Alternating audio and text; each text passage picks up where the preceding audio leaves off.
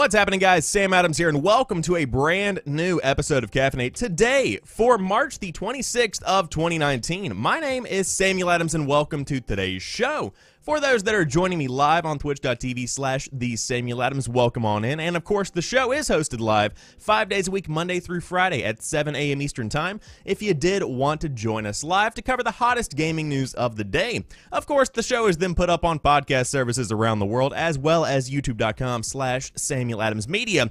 But with that being said, what are we going to be talking about today? Tons of news about the State of Play event held yesterday that took a shockingly PlayStation VR skew to it, which was pretty interesting to see. On top of that, we also have the sales figures for the PlayStation VR as well to date, or at least up until March the 3rd of 2019. On top of that, Bethesda has announced that big-name games are going to be coming to Steam instead of sticking to the Bethesda launcher, or, as many people have been announcing, releasing their games on the Epic Games Store. But Apple Arcade has also been announced, a brand new games subscription service for those that like to play their games on the go. Sony is pulling digital PS4 games from sale at GameStop and other retailers as well, but don't worry, you can still buy your DLC.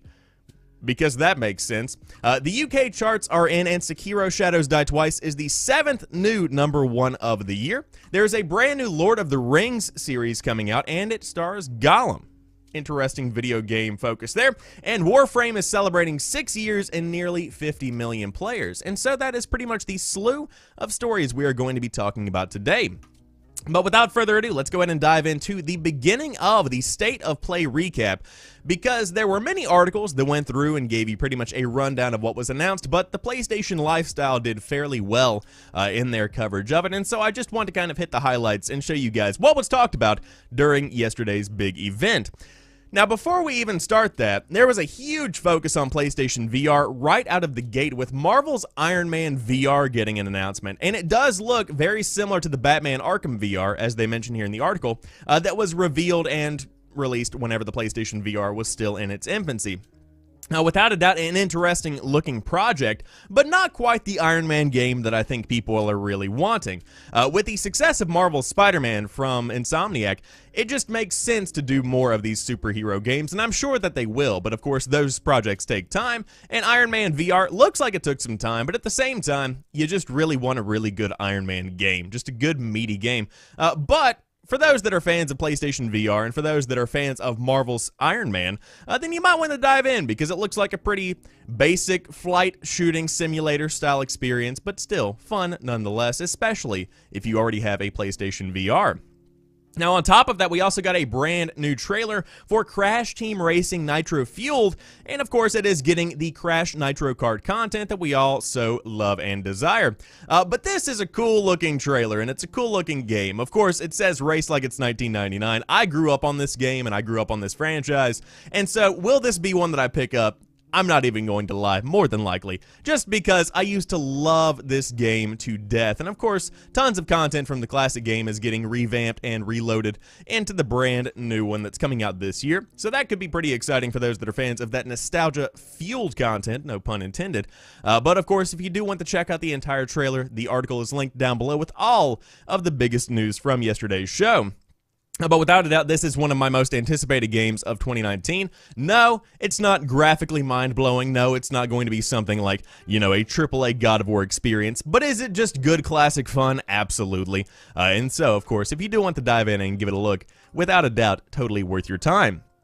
Now, one that came out of left field for me is No Man's Sky VR, because No Man's Sky Beyond, of course, is a big new update that's coming this summer to the giant open-world exploration that has gotten a revamp over the past couple of years, but there is going to be entire PSVR integration throughout the entire game. So if you literally want to sit down in the world of No Man's Sky and play every single thing in the game through VR, via PlayStation VR, you absolutely can.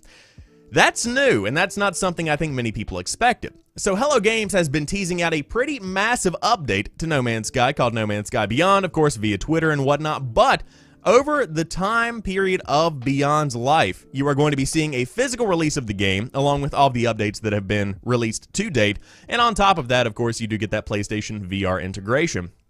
So if you do want to dive in and check out No Man's Sky, it is without a doubt in the best state that it's been in since it was revealed and released a couple of years back. Of course, for those that don't know, when No Man's Sky first came out, it really should have been either delayed indefinitely or put into early access, and I mean very, very early access. But as updates have rolled out and Sean Murray and the team at Hello Games have stuck with the project, it really has become something special and something that I think is admirable without a doubt. And so, of course, full multiplayer content is going to be coming. An entire multiplayer hub is going to be added to the game on top of, you know, the PlayStation VR integration and all of that good stuff. Good looking game, and one that I think is a very you know, strong example of whenever you have passion for a project, even if it's not working out, don't abandon it, because if you have a vision, you can make it happen. Because, I mean, I'm not even going to lie. If I was in the shoes of the team at Hello Games, this might have been abandoned after a launch like that, because I have rarely seen a game get that much ridicule. Whenever you're talking about ridicule, it's insane. But moving on, we have Ready Set Heroes, which is coming out on the PS4. Looks like a pretty basic dungeon crawling combination with brawling, according to the PlayStation lifestyle. Not really my style, but hey, if you did want to dive in and give it a shot, you can check out that. On top of that, Blood and Truth finally has a release date. This is the PlayStation VR game that's essentially like a London heist. So you basically are setting up the overall setup for the heist and whatnot, and you break in and you shoot some things and you do your stuff and you get what you need to get and all that good stuff. But big PlayStation VR experience, of course, for those that are fans of the PlayStation VR. One that might be a little bit nauseating after seeing that little clip of the trailer right there. But nonetheless, one that I'm sure is going to be right at home on PlayStation VR, and one that looks shockingly good to be running on PlayStation VR, I might add as well. That looks pretty solid. But, of course, if you do want to check it out, coming out soon. Because, hey, PlayStation VR is the future, according to the PlayStation guys. But again, launching on May the 28th. PlayStation VR's next wave of titles has a brand new trailer. I would assume this is just a giant conglomeration of various titles that are going to be coming. Of course, tons of indie content, tons of small individual indie games if you did want to check those out. But, of course, big new trailer that showcases everything coming to PlayStation VR over the course of 2019. Observation lets you be the space station, according to the guys at PlayStation Lifestyle. Of course, interesting game to see put on the showcase here with the state of play, and of course coming to us from Devolver Digital, so you can dive in and check all of that good stuff out. Again, there are so many games here, I'm just kind of giving you the highlights, and I don't want to touch on them and then go, but very cool looking game, and good to see it coming out on the PlayStation 4. Five Nights at Freddy's is getting the VR treatment on PlayStation VR. Concrete Genie is getting a VR mode and a fall 2019 release date. This is a very interesting game with an incredibly unique art style. Also, I apologize for the PlayStation sound at the beginning of every article or everything that I click on. But essentially, Concrete Genie looks to blend somewhat of the art style of, I want to say, infamous Second Son. Again, I'm stretching with that, but it does bring that to mind whenever you see the gameplay, because there's a lot of that neon style appearance, and of course, a very interesting exploration kind of game going on here. I definitely love the art style. And it's going to be one that's very interesting to actually dive into and check out. But if you are into the more artsy style games, if you're into that kind of experience, you might want to check it out. And again, getting a big VR mode and a fall 2019 release date. There is an update for Days Gone with a brand new story trailer. Of course, the game launches in just a couple of weeks towards the middle of April. But if you did want to check out the trailer, a brand new showcase of the main character and everything he is going to be doing has been revealed as well. Mortal Kombat 11 has some character reveals because you have 3 new classic characters revealed for the roster. Of course, if you do want to dive in and give Mortal Kombat 11 a look, you can pretty much, it is what it is, you know, you get what you get, and it's more Mortal Kombat, and it, of course, looks fantastic in and of itself. But with that being said, that's pretty much what you got from the state of play. Of course, tons of announcements, tons of stuff, but the main takeaway from this entire situation is that VR is being focused on heavily at PlayStation, and it's not something that I truly expected, because whenever PSVR came out, it was very much so written off as an experiment more than anything else. But they have sold a lot of PlayStation VR headsets, because this is another piece of news that has come out kind of coinciding with the state of play. And of course, this is coming to us from Gizmodo. Sony has continued to do well in the VR space and has sold a grand total of 4.2 million PlayStation VR systems worldwide, the company announced in a blog post on Monday. That's total units actually bought by consumers, not just shipped. So again, 4.2 million PSVR systems have been sold in total, not just shipped.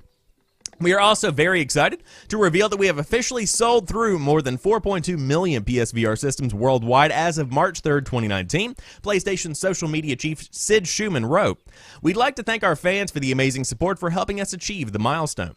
As VentureBeat noted, recent estimates have put Sony well ahead of the competition, with industry firm IDC writing that it pegged PSVR sales at around 463,000 in Q4 of 2018, beating out the Oculus Rift with 300,000 and HTC Vive with 230,000. The main advantage that the PSVR headset has over the competition is that it is natively supported by its namesake console, which is the most popular console on the market and driving massive revenue for Sony. Of course, the other ones require big computer setups that are more than likely pretty dang beefy in comparison to the entry-level kind of kit you might be getting. But with that being said, 4.2 million PSVR systems sold worldwide, and I've seen a lot of talk about how this has come to be. How did we get to 4.2 million units sold? And I think this article points out the main big draw of the PlayStation VR is that if you have a PlayStation 4, which many people do, you have access to relatively good VR. Is it going to be HTC Vive quality? No. Is it going to be Oculus Rift quality? No. But is it going to be VR? Yes, and it's a relatively good experience, especially when you have these games that are catering specifically to the hardware requirements of the PlayStation 4. Now, on top of that, I also think it's worth mentioning that some people have been saying 4.2 isn't that impressive. Sony was complaining when the PlayStation Vita only sold 4 million. Let's back up. We have to consider these things because the PlayStation VR and a VR headset overall is not widely adopted technology. VR itself is in its infancy, even as it is beginning to flourish through all these various programs and games that are coming out. And so to compare it to the PlayStation Vita, which was essentially a standard piece of hardware that was the successor to one of the most popular gaming pieces of technology of all time, the PlayStation Portable, you can't, these aren't even in the same ballpark. You can't even put those together. Considering that the VR headset from PlayStation is brand new technology, considering that it is something that is state-of-the-art in the console space, and considering that it's not something that is a necessity for playing games in today's day and age, I think 4.2 million units shows that people are incredibly interested in VR, even more so, I would say, than I thought they were. So if you do want to pick one up, you can join the 4.2 million people that have one on their heads right now. Literally, they never take them off. No, I'm just kidding. But relatively affordable entry-level way to get into the VR space. Now let's move on to talk not about PlayStation, not about PSVR, but about the guys over there at Steam and Bethesda, because Fallout 76, Doom Eternal, Rage 2, and Wolfenstein Youngblood are all coming to Steam in a weird announcement that I didn't think we would have to be making in 2019. Of course, many people have been announcing that, hey, we're pulling our game from Steam and we're coming to the Epic Games Store. But no, Bethesda just, for some reason, decided to mention, hey, all of our stuff is coming to Steam, including, interestingly, Fallout 76. But Bethesda today made what, until very recently, would have been a strange and unnecessary announcement. All of its big upcoming games, plus one that's already out, Fallout 76, will be released on Steam. This is noteworthy, first and foremost, as reassurance that Bethesda is not hopping aboard the Epic Games Store exclusive train. That's been a big point of contention over the past few months, as Epic has claimed a number of very high-profile exclusives, most recently Control and The Outer Worlds. Given the effect that Epic has put into courting publishers, given the effort that Epic has put into courting publishers like Ubisoft, it is very interesting to see Bethesda declaring so openly for Steam. Although, given the annoyance some gamers feel about Epic's aggressive maneuvering, that's obviously some good PR value as well. It could also be taken as acknowledgement from Bethesda that it isn't ready to go toe-to-toe with Steam with its own launcher. Of course, the Bethesda launcher exists in and of itself right now, if you did want to check it out. It's not that great, not gonna lie. I had to download it yesterday to get that free Morrowind game, but hey, it is what it is. But that's always been on the table. Bethesda said last summer that even though Fallout 76 was exclusive to its store, it wasn't cutting Steam out of its plans entirely. Bethesda hasn't stated explicitly whether the games will release on Steam at the same time as they launch on Bethesda's platform, nor whether they will appear on other storefronts. And of course, there has been an effort to get some kind of comment, but none has been made as of yet. And so right now, interesting to see this announcement being made, but more so, I think this is all just to get some positive PR, specifically when it comes to Fallout 76 and Bethesda in general, because, of course, it's been a rough couple of months since Fallout 76 actually launched towards the end of 2018. That was expected to be a massive hit. A giant multiplayer-based Fallout game sounds fantastic on paper, but it was just poorly executed. Now, the game itself has recovered somewhat, and it's doing fairly well, but whenever you're looking at the grand scheme of things, Fallout 76 just isn't what people expected, and it never will be, unfortunately. That's just what I'm feeling from the game. But with that being said, the majority of the player base for Bethesda games is, I would say, relatively similar to the majority of people that are upset about the fact that Epic is getting so many awesome games on their launcher. Because, believe it or not, I know, it's crazy. I say this, ironically. There are tons of people out there that are die-hard Steam fans. They are die-hard Valve, they're into it. Like, they hate the Epic Games launcher. I've seen many of them on Twitter. I've come into contact with many of them in discussions and whatnot. But to be able to really acknowledge that on Bethesda's end and say, hey, our audience definitely overlays some with that audience, and so to go ahead and reconfirm that, hey, we love Steam, we're going to bring all of our games to Steam, and you don't have to use the shitty Bethesda launcher anymore, that's just like butter on the roll. That's great for them. And so if you did want to check out these big Bethesda games, you can go ahead and re-download Steam as if anybody is deleting it because of the Epic Games Store. But what a weird world where that has to be an announcement. Now, with that being said, let's say you don't use Steam, let's say you don't use the Epic Games Store, but you do use your iPhone, your iPad, or your Mac to play games. Okay, Apple Arcade is a brand new games subscription service that has been announced available in fall of 2019. Apple has officially announced a games subscription service called Apple Arcade during today's special event in the Steve Jobs Theater. As revealed during the announcement event, Apple Arcade is a single subscription with access to over 100 new and exclusive games with more to be added. It will be available in fall 2019 in 150 countries and regions, and the price structure and more details will come at a later date. Of course, you can check out some of the games that have been revealed as of below, but we have new original games from legendary creators like Hironobu Sakaguchi, Ken Wong, and Will Wright, and studios including Annapurna Interactive, Bossa Studios, Cartoon Network, Finji, Giant Squid, Klei Entertainment, Konami, Lego, Mistwalker Corporation, and Sega, as well as Snowman and more. And so, of course, tons of games have been announced for this little subscription-based service, but overall, the concept, let's talk about that. To have a games subscription service for the iPhone, the iPad, and the Mac is something that I think fits fairly well, especially with the way that they are going about with the project. It's not trying to be Google Stadia, and that's what I said on Twitter, because so many people were saying, oh, Apple's getting into the streaming platform service, they're getting into the subscription base, they're taking on Xbox Game Pass, they're taking on Stadia. No, not really. What they're actually doing here is giving mobile indie developers a platform to launch their game in a similar kind of format to Xbox Game Pass. You aren't going to be getting giant AAA games on this service, at least at the beginning of its life, in its infancy. You're going to be getting these smaller, lesser-known titles. One that comes to mind is Oceanhorn 2. Of course, Oceanhorn was a game that made small waves, I guess is the best way to put it, on the PS4 and the PlayStation Vita, but I think that encapsulates what you're getting with the Apple Arcade subscription service. I think it's going to be these smaller, lesser-known games that have a lot of heart and that have a lot of soul. Now, the big question is, what is this going to cost? If it's around $10 a month, I think that's relatively acceptable. $5 would be, of course, way better. Because it's not that big of a difference, but still, $5 sounds a whole lot better than $10, especially for games you are playing on the go. But again, over 100 new games, that's a good value. So, of course, if you did want to learn more, there are tons of articles and stuff out there, along with the actual announcement itself. But you get stuff like Lego, you get a whole bunch of various other games from a ton of various developers. So, hey, it's pretty cool, especially considering that the mobile platform is becoming a more and more viable place to play good games.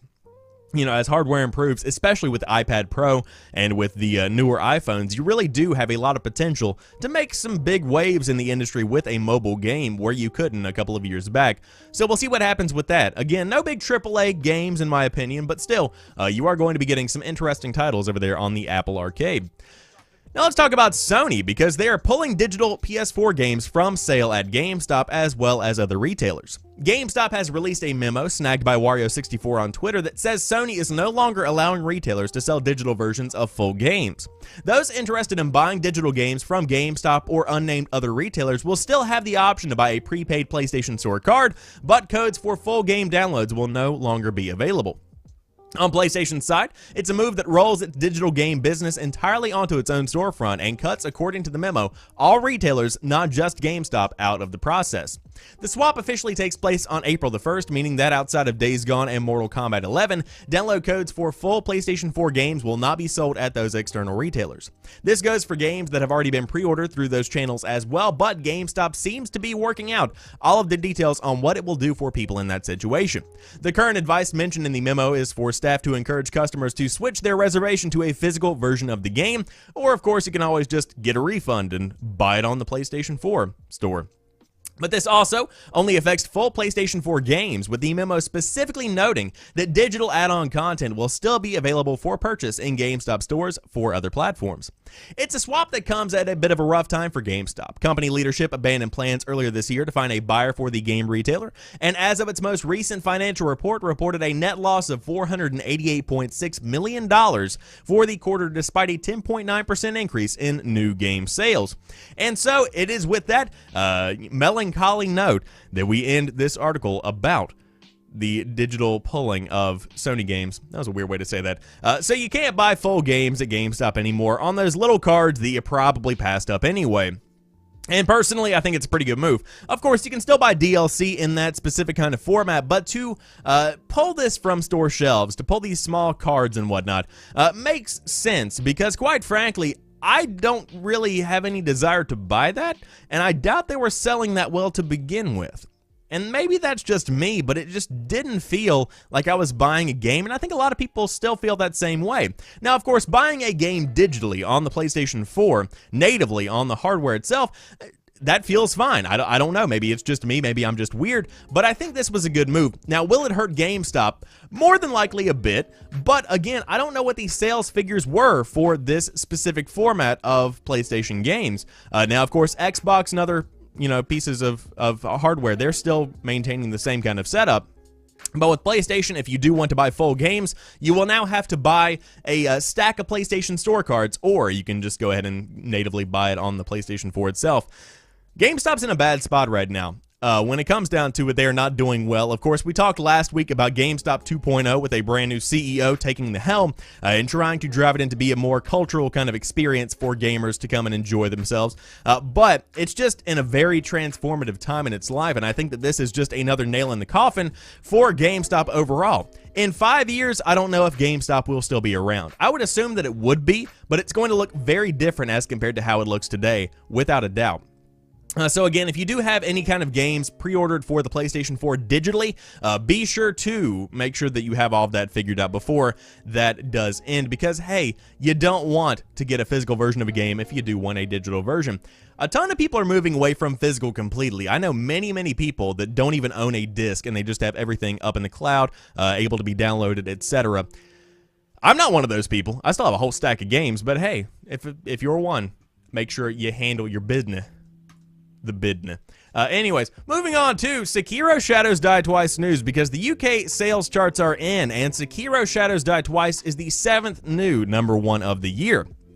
Sekiro Shadows Die Twice, the new IP by Activision and From Software, is this week's UK #1.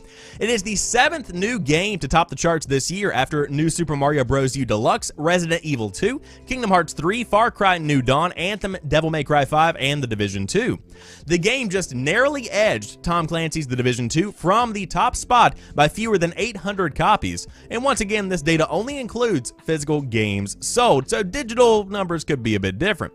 Sekiro sold the best on PS4, which accounted for 80% of the sales in the UK, with 20% on Xbox One and only 1% on PC. Now, this is From Software's first #1 since Dark Souls 3 in 2016, and this game sold roughly half as many units as that one, although of course Dark Souls is a far more established brand. Sekiro's launch sales are also 30% lower from Software's, or as compared to From Software's 2015 PS4 exclusive Bloodborne. However, these titles are very different, and the market has changed significantly in the past 3 years. Considering recent performances in the UK physical marketplace, Sekiro appears to have done quite well. And so I would say that this is something that is a big win for the guys at From Software and at Activision, because Sekiro is a game that I didn't expect to make the waves that it's made. A lot of people love this game. A lot of people are streaming this game. A lot of people are falling in love with this brand new IP. Of course, it's more like a fast-paced Dark Souls style game than anything. Very fun to watch if you do want to, tune into a favorite streamer or check out some YouTube content. But the main thing I want to focus on with this story is that 2019 is a different beast in and of itself, because there have been 7 new #1 slots of the year that have been filled by various games. Of course, I listed them in the article, but I think that's different than what I've ever seen before, because so many games over the past few years have been dominating week after week, maintaining that #1 spot, but that's the 7th new #1 of the year. This has been a very strange winter season for video game releases, because you've had so many big games that have gotten a good bit of traction, and I think that projects like Resident Evil 2 coming out, stuff like Devil May Cry 5 that come out of the woodwork and make big waves in the industry, that's what's making the difference here, and that's what's making a big impact.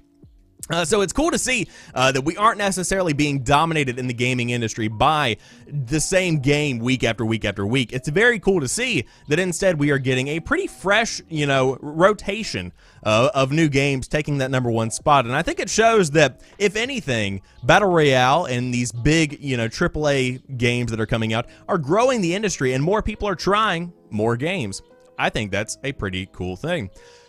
Now let's talk about this Lord of the Rings Gollum game, because that's an interesting one to say the least. The Lord of the Rings Gollum is a new action-adventure game from Daedalic. The game will remain true to J.R.R. Tolkien's The Lord of the Rings. Daedalic Entertainment has announced Lord of the Rings Gollum, a new action-adventure game set in J.R.R. Tolkien's celebrated fantasy universe. A press release from Daedalic insists this new title will remain true to the vision laid out in Tolkien's Lord of the Rings, as well as explore new events and details related to Gollum's journey. It will see players assume the role of Gollum himself, as the game tells Gollum's story from a perspective never seen before in any storytelling medium, all the while staying true to the legendary books of Tolkien. Sadly, there are not many further details yet, and of course there is an interview that you can check out, but it is going to be coming to all relevant console platforms at that time, as well as PC, sometime in 2021. And so, that's pretty much what we know so far. I just wanted to mention it here on the show because, hey, that's cool. As somebody who has a respect for Lord of the Rings, I think that many fans are going to be enjoying this because it tells a story that isn't often told, and I think that's something that many people would be interested in getting in on.